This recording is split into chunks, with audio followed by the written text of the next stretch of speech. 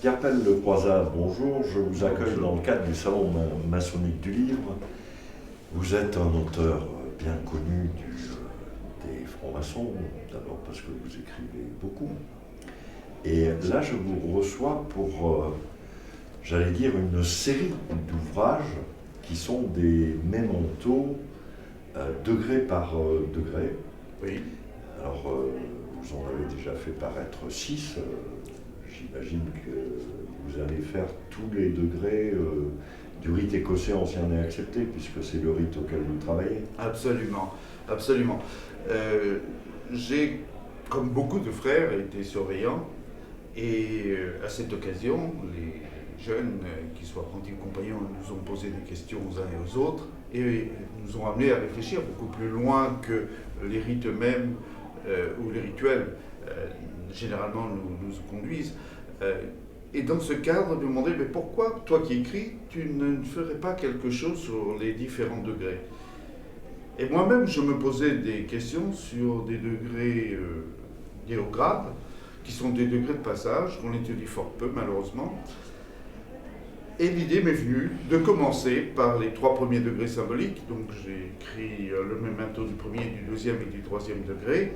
Et je continue actuellement, j'ai fini cela, le 4e, 5e, 6e et 7e, 8e, c'est-à-dire ce qu'on appelle essentiellement les degrés de la connaissance. Alors c'est d'autant plus dommage qu'on ne passe pas énormément de temps sur ces degrés intermédiaires. On passe généralement du 4 au 12 puis au 14, parce que ces degrés expliquent l'enchaînement en fait de tous les grades salomoniens.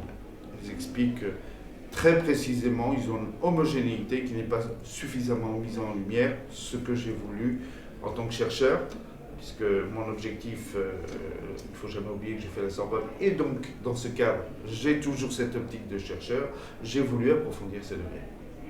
Et dites-moi, en étant un petit peu provocateur, oui. Pierre, en faisant ces mémentos, est-ce que vous n'empêchez pas finalement aux apprentis, aux compagnons, aux maîtres, et puis au-delà, aux adeptes d'une façon générale, d'avoir à réfléchir par eux-mêmes par rapport aux symboles qu'ils manient, si vous leur apportez toutes les réponses? Je n'apporte pas des réponses, j'apporte une forme de réponse.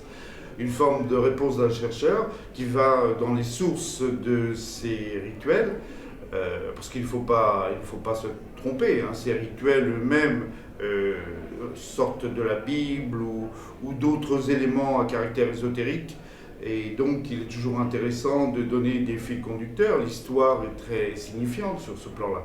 Donc je leur apporte quelques clés, mais évidemment pas toutes les clés, sachant que chacun par ce qu'il est et par le parcours qu'il a, va apporter ses réponses. Ce n'est juste qu'un aiguillon. Donc en fait, vous ouvrez des pistes de réflexion personnelle. Des pistes de réflexion personnelle, des réponses à des questions que je me suis faites moi-même. Il est toujours important de partager, et si j'écris, c'est surtout pour partager des réponses que j'apporte à ces questions. Et puis, ce sont des questions qu'en tant que surveillant, on m'a posées. Donc, avec les frères, et par les réponses qu'ils m'ont apportées aussi, je fais partager ces enseignements qui sont collectifs, en fait. Pour être doublement provocateur, allons-y. Vous connaissez cette phrase d'un célèbre rabbin qui disait « Ne demande jamais ton chemin à quelqu'un qui le connaît, tu risquerais de ne pas te perdre ». Est-ce que finalement, en éditant ces bouquins, est-ce que vous incitez les apprentis, les compagnons, les maîtres à se perdre ou à ne pas se perdre? À aller plus loin, à toujours aller plus loin sur le chemin. On fait le chemin en marchant, dit-on aussi. On le prouve même en marchant. On le prouve en marchant.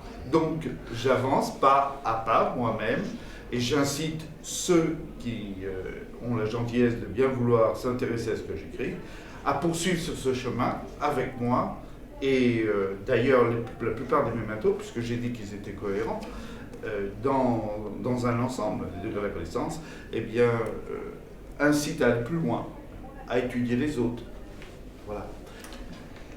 Merci Pierre. Je rappelle cette série d'ouvrages que tous les apprentis, compagnons, maîtres et au-delà, et pas seulement du rite écossais ancien accepté, devraient lire. Les Mémentos, degré par degré, de Pierre Pell-Croizat aux éditions Numérilibre. Merci Pierre.